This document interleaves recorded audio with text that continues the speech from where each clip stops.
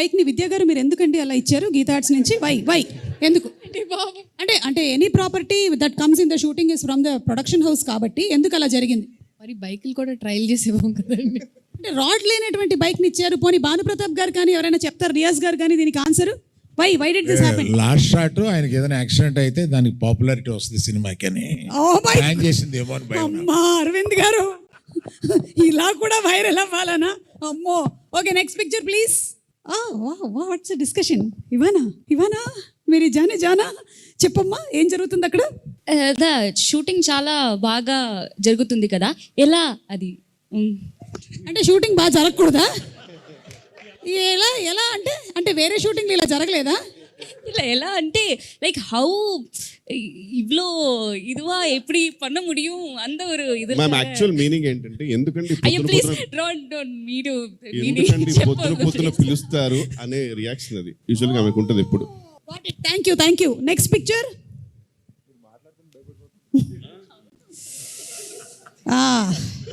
క్యా హై what is happening? Ketika చెప్తుందా, కార్తిక్ గారు చెప్తారా? కార్తిక్ గారు ఆయన యాక్ట్ చేయబోతున్నాడు, ఆవిడ డైరెక్షన్ చేయబోతుంది ఉంది తప్ప అది. ఎగ్జాక్ట్లీ ఆయన డైరెక్ట్ చేస్తున్నట్టు ఏ కోసాన కనిపించట్లేదే. What's happening? think I was telling sir that yeah, she was feeling a lot of people were disturbing her acting. That's why she was complaining. But sir actually your look is very disturbing.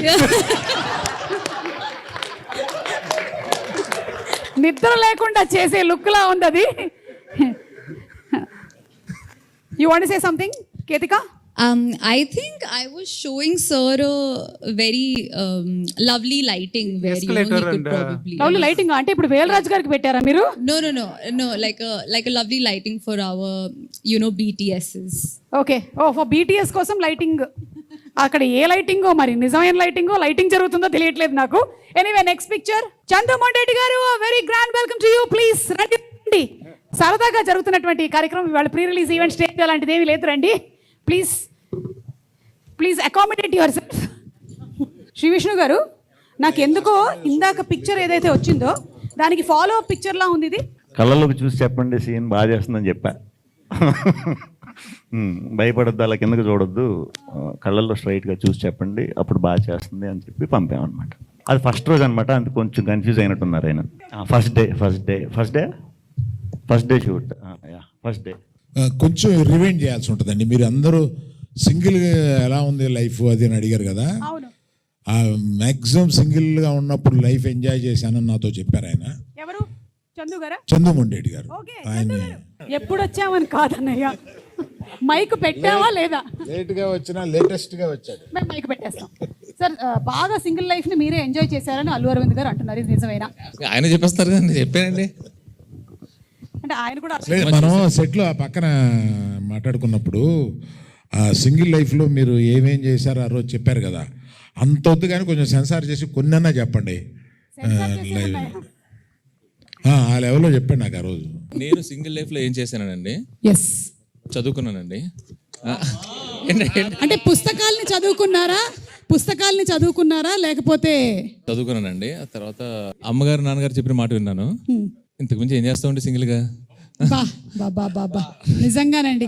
అంటే telecast అవ్వడానికి వీలుగా మీరు చెప్పినటువంటి మాటలకి చాలా సంతోషంగా ఉంది. Thank you. 18 ఏళ్ళు చక్కగా పెళ్ళి హ్యాపీగా 2 పిల్లలతో ఉన్నానండి. దానికి ముందు సంగతి మేము చెప్తాం. దానికి ముందు బలవరే చేసిన సంఘటనలు చెప్తే 18 ఏళ్ళు నాలుగు కొట్టుబడేస్తారు. 18 ఏళ్ల తర్వాత ఆవిడ మాత్రం ఏం చేస్తారు చెప్పండి? ఆవిడ కూడా అడ్జస్ట్ అవుతారండి. అవునా? ఏమండి ఆయన చెప్తున్నారండి, సినిమా జరిగేటప్పుడు ఆయన చెప్తారు, ఇప్పుడు ఆయన చెప్తున్నారు. మీరు ఇన్ని దాచిపెడుతున్నారంటే అక్కడ చాలా కథ ఉందని మాకు అర్థమైపోయింది. లేదండి, ఫస్ట్ 2 చెప్పాను చూడండి, అవేనండి. అంతే, అమ్మా నాన్న మాట విన్నారు, బుద్ధిగా చదువుకున్నారు. Very good, nice. Okay next picture please. Vidya garu ఏంటి ఇక్కడ కూడా ఫ్యాన్ అవసరం అని అడుగుతున్నారు మీరు? వై ఎందుకు? Why we're providing, no why wanting the fan? Why ఎందుకు? అంటే నా ఫ్యాన్ అండి, నా ఇంట్లో తెచ్చుకున్నాను అని చెప్పాను అంతే. మీ ఫ్యాన్స్ ని మీరు ఎప్పుడు మీతోనే ఉంచుకుంటారా? నాకు ఉన్నది ఒకటే ఫ్యాను, అదే ఫ్యాన్. ఓకే చెప్పండి. Yes actually we were talking Rahul గురించి మాట్లాడుకుంటా ఉన్నాం.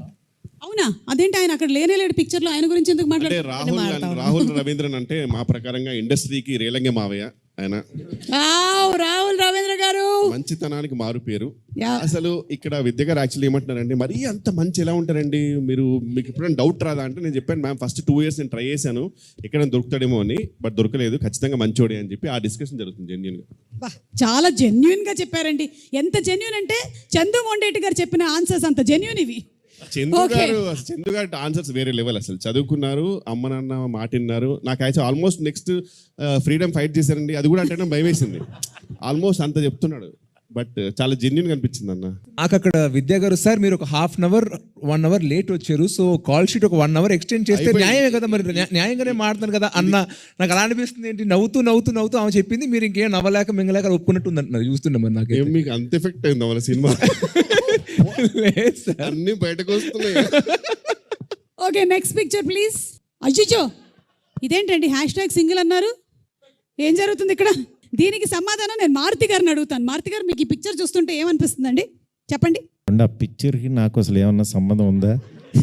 మీరు అడగడానికి ఇంతమంది ఉంటే అందరిని వదిలేసి 2 పిల్లలు గల తండ్రిని అడగకూడదు ఈ క్వశ్చన్. 2 పిల్లలు గల తండ్రిని అడగకూడదు అంటున్నా క్వశ్చన్. 2 పిల్లలని కొంచెం చెప్పండి సార్ ఫోటోలో. మీరు పిల్లలేంటి సార్ అంత పొడుగ్గా ఉంటే? అది ఆయనకి ఏంటంటే నాకు అనిపించింది ఏంటంటే పెళ్లి చేసుకుంటే ఎంత రొమాంటిక్గా ఉంటాడో కిషోర్కి చూపిస్తున్నాడు అనిపిస్తుంది. ఎందుకంటే అంత డెస్పిరేషన్ కనపడుతుంది, పాపం చాలా కరువులో ఉన్నట్టున్నాడు హీరో సినిమాలోనే, బయట కాదు. అంకుల్ మీరు ఏదో టార్గెట్ పెట్టారు ఒక్కొక్కరికి. ఆయన ఏంటంటే ఆయన మ్యారీడే కదా అందుకని కాదు అని, అంతే కదండి విష్ణు గారు. ఆయన అసలు బయట చాలా సైలెంట్గా ఉంటారు. అసలు ఆయన అంటే లోపల వేరే వర్షన్ ఒకటి రన్ అవుతుంటుంది, ఆయన బయటకు అస్సలు మాట్లాడరు. ఓకే లాస్ట్ వెంకటేశ్వర గారు మీరు ఏమైనా చెప్పాలనుకుంటున్నారా? అంటే సైలెంట్ గురించి ఏంటంటే నిజంగా ఇండస్ట్రీ బాగుండాలంటే నాకు తెలిసి సార్ చాలా సైలెంట్గానే ఉండాలి. ఇండస్ట్రీ క్షేమం కోసం సార్ సైలెంట్గా ఉంటేనే బెటర్, ఆ వర్జన్ లోపటే ఉంచుకుంటే బెటర్. ఆ మధ్య 1-2 మాట్లాడారు, ఇండస్ట్రీలో కలకలం లేపారు. Okay next picture Sri Vishnu garu మీరే చెప్తారు. మేము అది సింగిల్ షాట్ ట్రై చేసామండి. ఇది సింగిల్ షాట్ ఒక 4 minutes ఏదో సీన్ ట్రై చేసాం, అలిసిపోయాం. మంచి టాప్ ఫ్లోర్, అది పెంట్ హౌస్లో, మంచి ఎండ, చిన్న రూమ్, బ్యాచిలర్ రూమ్ అంటే చిన్నది ఉంటుంది కదా. సో మొత్తం టీం అంతా కూడా లోపలే ఉండేసరికి ప్లేస్ లేకుండా చెమటలు పట్టేసి ఇది పట్టేసి ఆ సీన్ చూసుకుంటున్నాం మేము. అప్పుడు చాలా బాగా వచ్చిందని ఆ రోజు అందరం వెరీ వెరీ హ్యాపీగా ఫీల్ అయ్యాం. అదే రోజు అందరం కూడా ఇంత బాగా వచ్చినందుకు సింగిల్ టేక్లో చేసిందని పార్టీ కూడా చేసుకున్నాం. మంచిగా ఎండ్ అయిన సీన్ అది. కాకపోతే సినిమా మొత్తంలో రీషూట్ చేయమని అరవింద్ గారు చెప్పింది ఈ ఒక సీన్కే.